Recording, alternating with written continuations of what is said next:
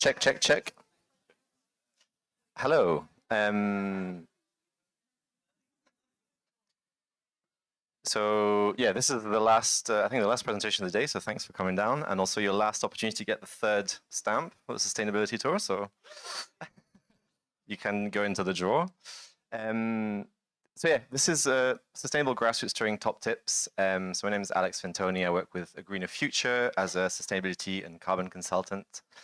And a lot of what I'll be talking about is actually quite interesting, a summary of what has been said in a lot of the talks. So it's quite reassuring that it's doing a good job there. If you haven't heard about us, A Greener Future brief overview was started in 2007. It was one of the first voluntary sustainable certifications for outdoor live events. So it's a bit like sustainability audit. And it's grown to include a greener festival, a greener arena, a greener venue, a greener event suppliers certifications. So it's sort of a scoring system to see how well you're doing. And we also do training and consultancy, and part of that consultancy is sustainable touring. So we've worked on quite a few ones, but I guess the bigger ones we've worked on has been Bring Me the Horizon, their first arena tour after the pandemic in the UK. So we helped them develop their sustainable touring sort of strategy. And then more recently with Massive Attack, we were working on their Climate Accelerator concert in Bristol, and also helping them on their tours from 2024 and 2025, helping them, with the sustainable planning around the tour. So that's great. You've got your Massive Attack, and you've got pretty good funding. You've got lots of trucks. But at grassroots level, when you've got limited budgets, you're looking at local scale and small venues, what are the things you can do? And the way I've looked around this is really, what are the things you can do from, say, low budget, doesn't need much financial input, and is very DIY, to what can you do that starts to have or require a bit more planning, is a bit more complex, requires a bit more work with agents, with venues, with promoters. So I'll be talking through these, and just as a sense, this is not, we're not expecting you to do everything. You can't do everything everywhere all at once. But if these can sort of start to bring in ideas of what you can think about or integrate in parts of the tour, it's a good place to start. So the first thing is communication and engagement. Everyone can do this. This is, if you're not sure where to start, if you're not sure what to do, this is where you start. It's low cost, potentially high impact. You can connect with your audience, connect with the venue audience, with your social media.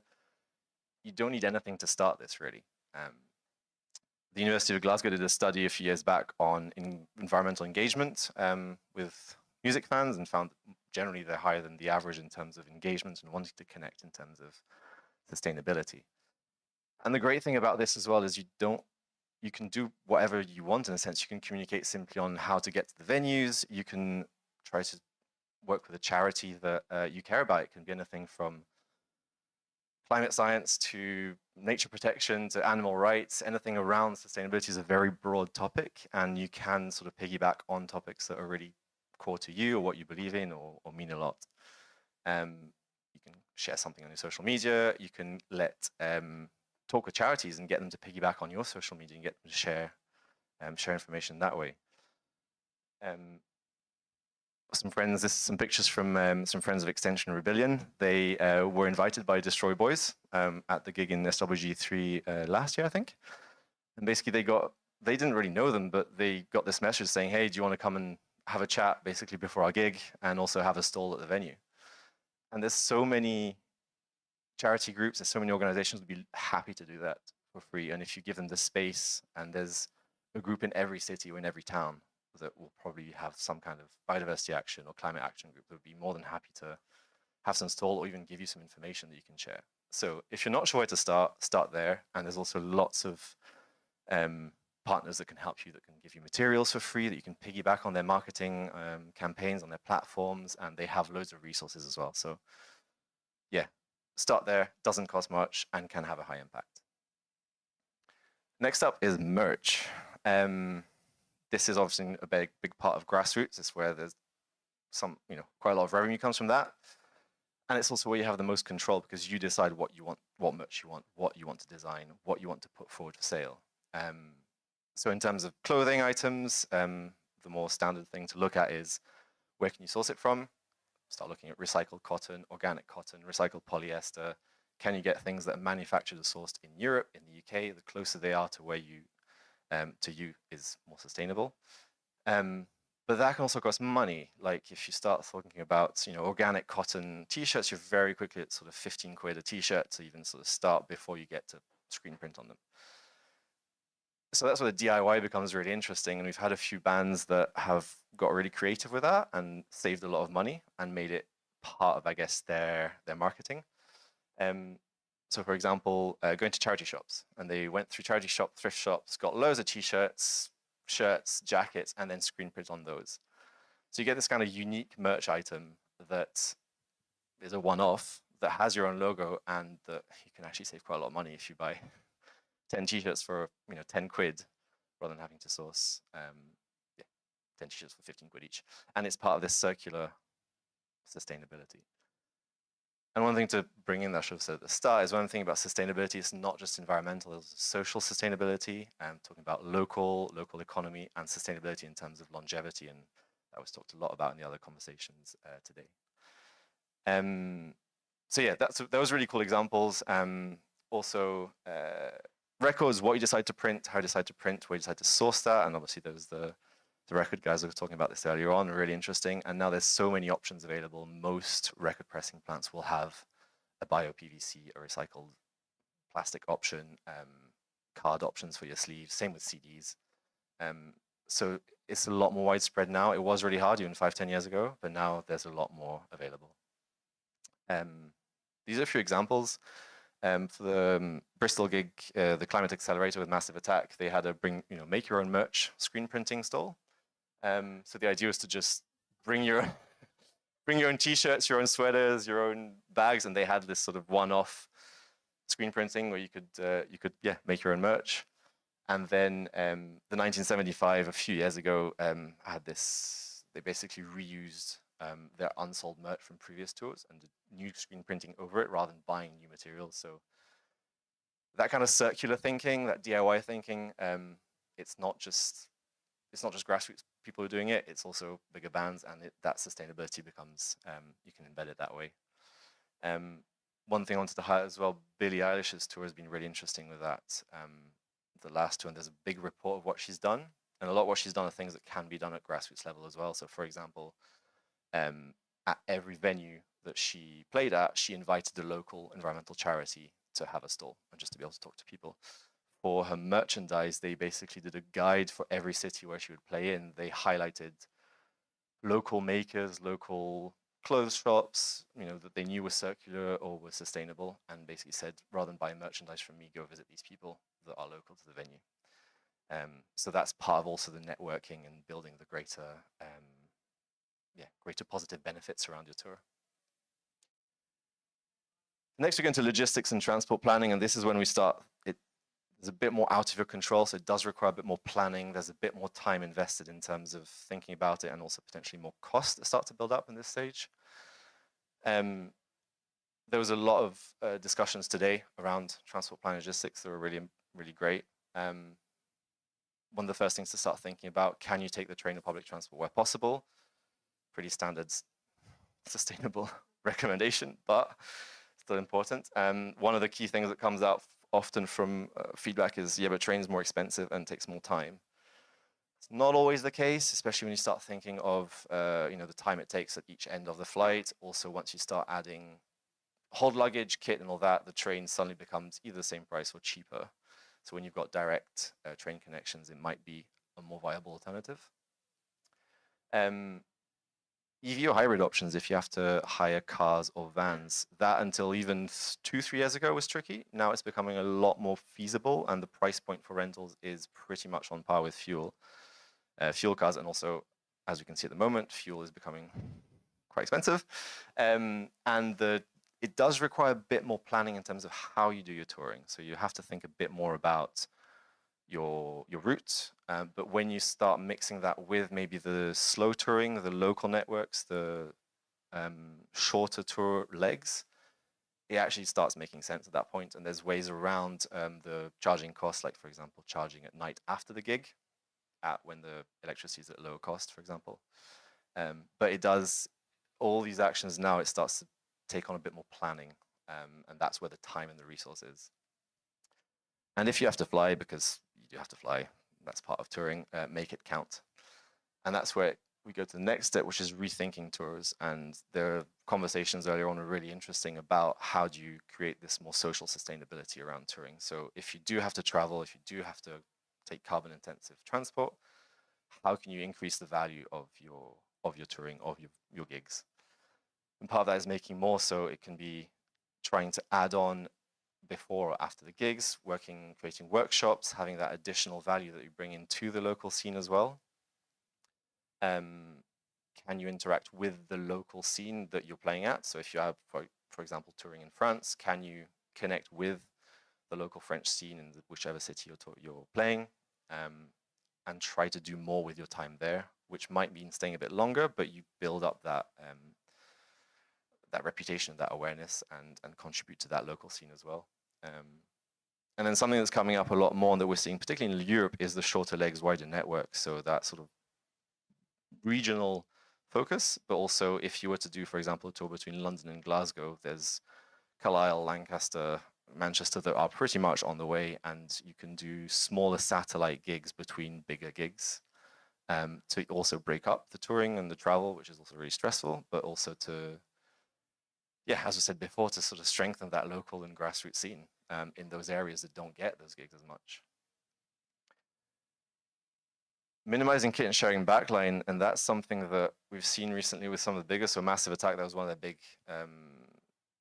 big projects to reduce the number of trucks that they were using across their tour. So essentially, they were renting local kit and local backline equipment at the venues and at the cities. But that can be done as well at grassroots level. It does require more planning and a lot more engagement with the local scenes, but that can also be a positive. And also then there's the snowball effect. If you have less kit to transport, you can maybe take a smaller van, which means that an electric van might be more realistic, or that even train might be more possible if you don't have as much equipment to carry with you. So once you start thinking about these small things, there can be that sort of, yeah, snowball effect where other things click into place.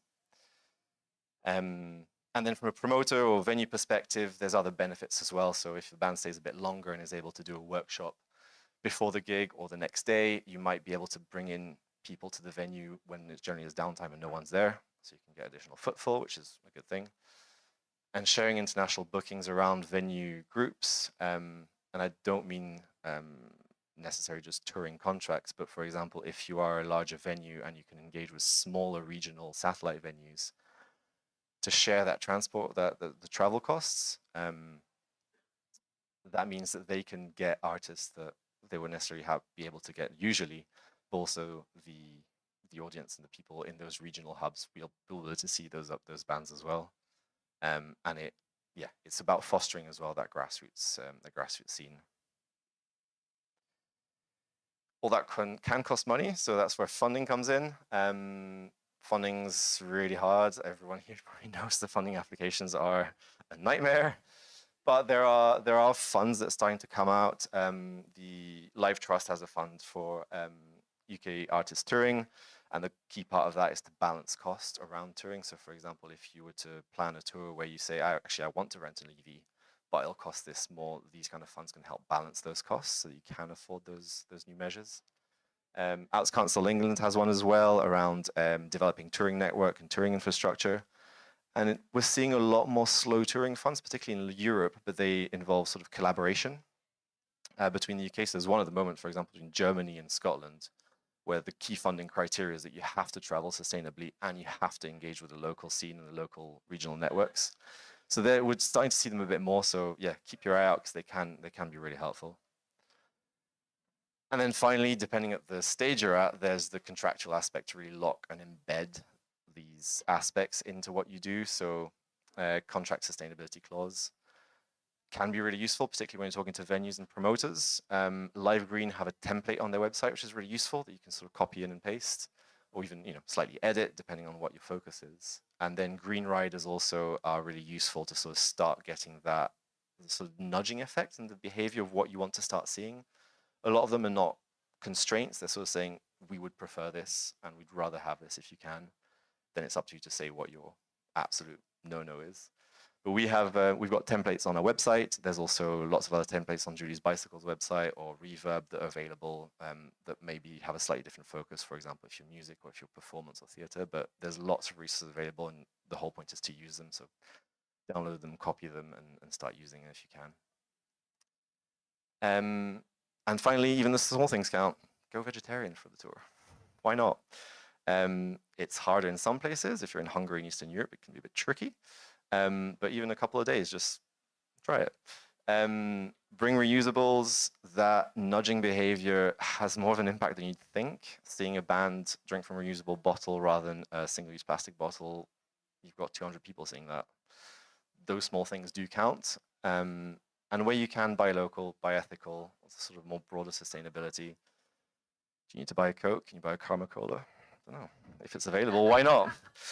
So those small things, those small behavior changes, we start to seeing them, they become more visible, and then they become more accepted. So yes, that was a quick zoom through. Thank you.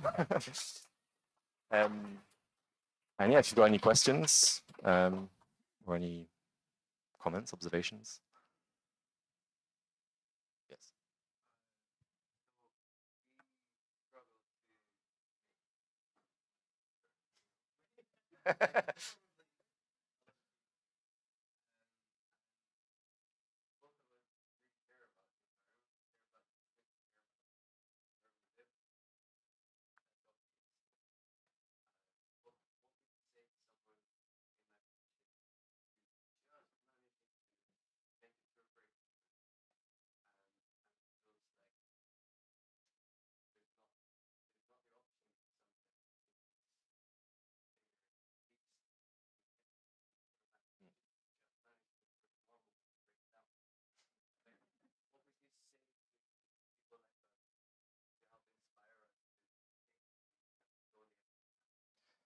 Like I said, start with the communication engagement. If you can do anything, do that.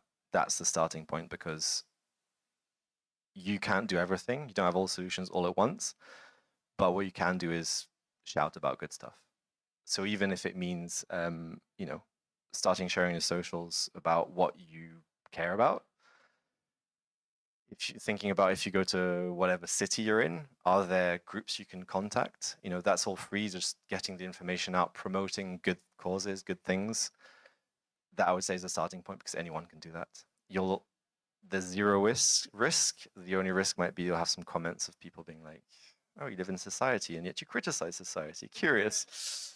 But apart from that, it's low risk. It doesn't cost anything, but you can have a big reach, because then you can promote other things that are happening and have that effect on getting people's attention to the groups or get people active in initiatives. So yeah, until you then can start integrating those other decisions that cost a bit more money into your planning, until the opportunity comes where you can afford that or you can integrate them, the starting point would be engagement and communicate about things. I was going to say, I know you talked about Massive Attack. Are there any other artists or festivals or tours that you can tell us about that you think would be great? Yeah, actually, the last couple of years have been loads of firsts. Like the first two to do this. So I mean, Coldplay, obviously, doing loads and shouting about it, whether you like them or not. Massive Attack have been doing a lot of interesting stuff, but not shouting about it. Sam Fender, for example, recently there was a big first where he did the first, I think it was UK tour with all electric HEVs. There's a lot of festivals that are starting to work a lot more with providing, for example, charging networks, and doing a bit more of a, I guess, cooperation and pooling together among different similar festivals.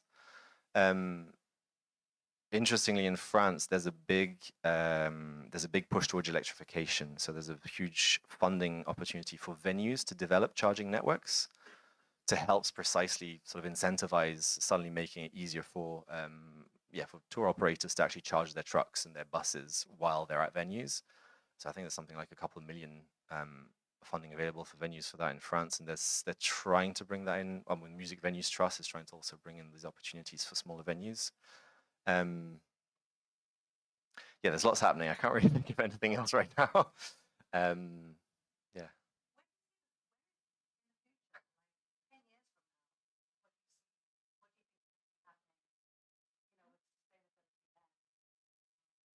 For touring or in general?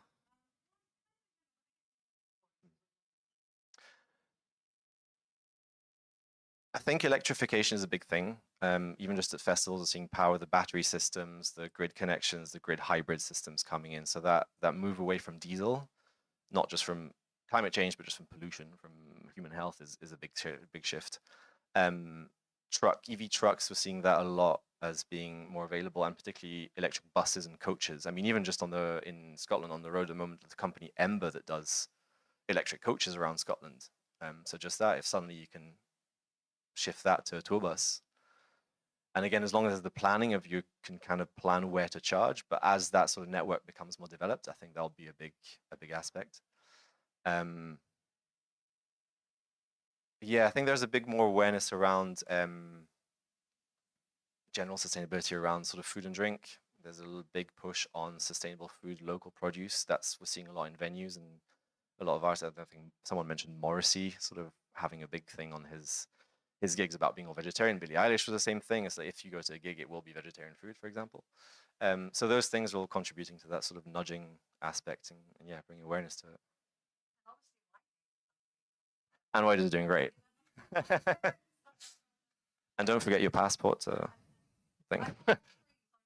Great. Yeah.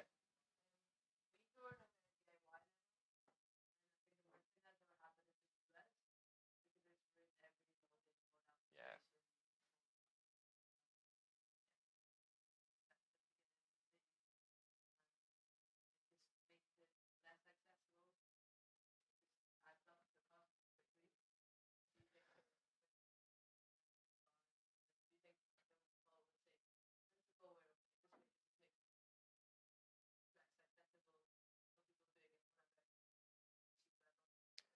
Yeah, it's that weird one where the changes are not yet at the level where it equalizes for the cost for everyone.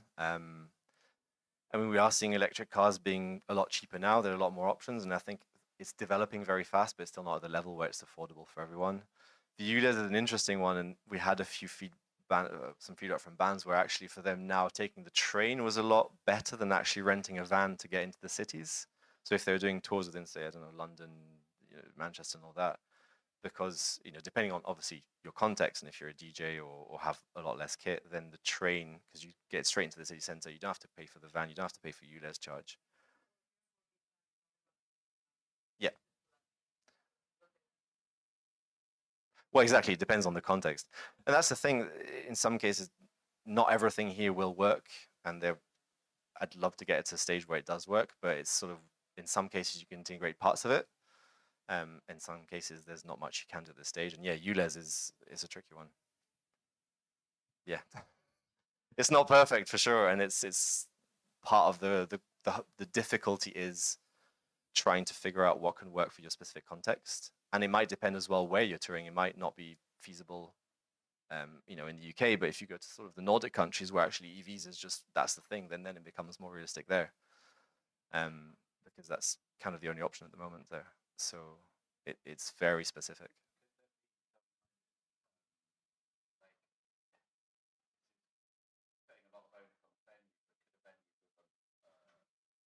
Grassroots music venue with money.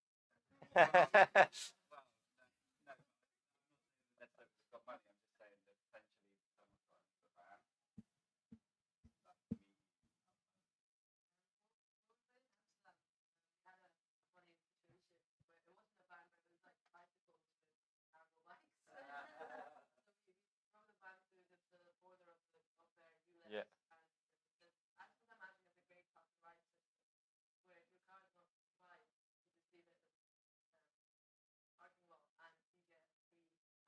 Yeah.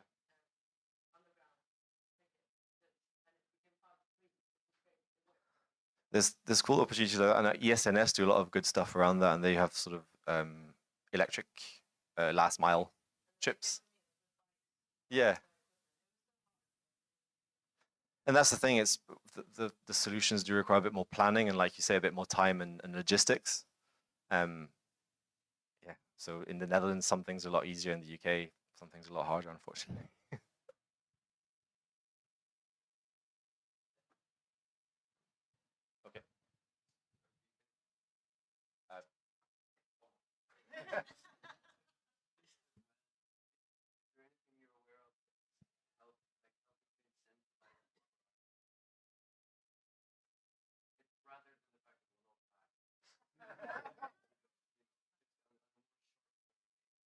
I mean, why make the changes, you mean?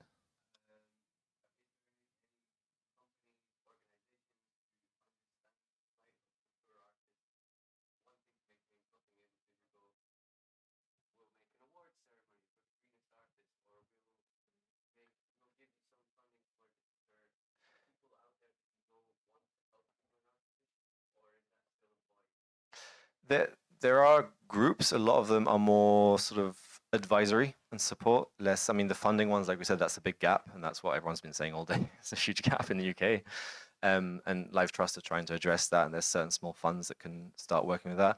There's funds at council level, so that's the tricky part as well. It's the funding landscape is horrible to navigate. So you'll have council or really local funding opportunities that really focus on something happening in that region. So it could be designing your tours around that if that's something that's available. In that area or that particular leg, you might be able to do something specific there because there's support for that region that they want to build something there. Some of the resources available through Music Declares Emergency, Live Green Network, Reverb, AGF, there's a lot of resources available if you want to get started somewhere or just start reading about it. And can also point to additional support if it's quite specific on what you're wanting to look to. So there is a network there at the moment because of funding issues. It's a lot of it's advisory. Yeah, that's been the theme all day. Is funding tricky? It's tricky.